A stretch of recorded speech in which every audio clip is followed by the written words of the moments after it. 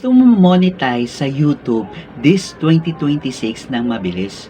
Well, dapat maging honest ako sa'yo. Walang shortcut, walang magic video, pero dapat merong tamang strategy para hindi ka magsayang ng buwan o taon. Sa video na to, ituturo ko sa iyo kung paano mo mapabilis yung monetization mo this 2026 sa YouTube ng realistic, beginner-friendly at saka walang hype. So kung bago ka lang sa video na to, huwag mo kalimutan i-click yung subscribe button at saka rin na rin yung bell notification para ma-notify ka every time na meron kaming bagong video.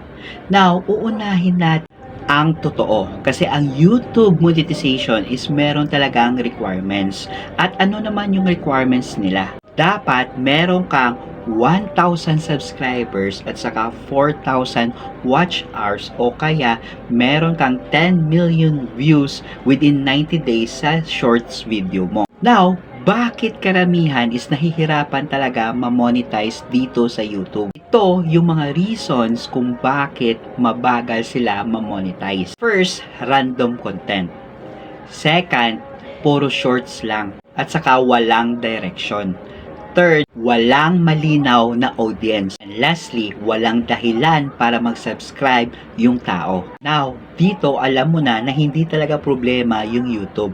Yung problema dito is yung content at strategy mo. Now, ano yung pinaka-fastest path or fastest way para ma-monetize ka sa YouTube this 2026? Kung gusto mo pabilisin yung monetization mo, dapat ito yung approach mo. Piliin ang tamang content type. Mas mabilis ma-monetize yung topic ng mga tutorials, how to, problem-solving content, income, skills, at saka tools na pwedeng gamitin. Hindi mo kailangan maging perfect, so dapat kailangan mo lang na content na useful. Shorts plus long form content. Talaga sa pinakamalaking pagkakamali is gumagawa lang sila ng shorts. Hindi sila gumagawa ng long form. So this 2026, ito dapat yung setup mo. Gumawa ka ng shorts para mas marami kang reach at saka mas maraming mag-subscribe sa'yo.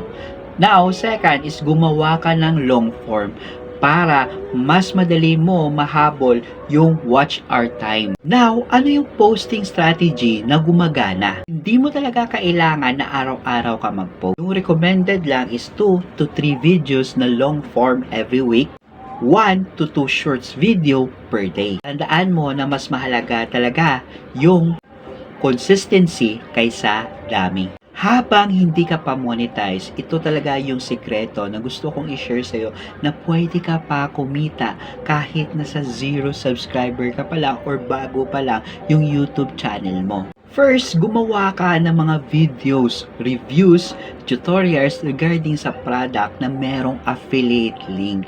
So kung hindi ka pa affiliate, ilalagay ko na lang sa description box kung paano ka mag-affiliate sa Shopee, TikTok, at saka sa Temu. Depende sa'yo kung ano yung gusto mo dyan. And next, dapat gumamit kang tools and services na nag-guide or nag-help sa ibang tao. At ilalagay ko na lang yung tools na ginagamit ko kung paano ako maka-generate ng high quality videos ng 4 to 10 videos a day na hindi ko na pinapakita yung mukha ko at saka wala akong on-hand product. Yes, you heard me right. Kahit wala kang on-hand product. So, ililink ko na lang sa description box below. Kasi kapag ginawa mo ito, kapag na-approve ka sa monetization sa 2026, bonus na lang ito. At saka yung mga common mistakes na ginagawa ng iba kung bakit hindi pa sila na-monetize is, ito yung thinking nila. Gusto nila agad ng kita, hindi sila nagle-learn. So, dapat nile-learn mo rin yung mga analytics ng mga video mo. If nagustuhan ito ng mga tao or hinahanap ito or researchable talaga ito. Iba naman kapag bagal yung takbo or yung bagal talaga yung subs nila or views nila is humihinto sila.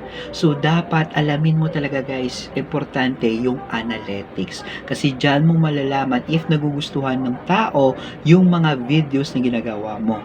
So, dito sa YouTube, dapat gumawa ka ng video na searchable talaga. Now, kung meron ka nakuhang value sa video na to, huwag mo kalimutan mag-comment down below at saka i-share ang video na to sa mga friends friends mo na gusto rin kumita or ma-monetize sa YouTube this 2026. So it's me again, Anthony James Yusa. Sana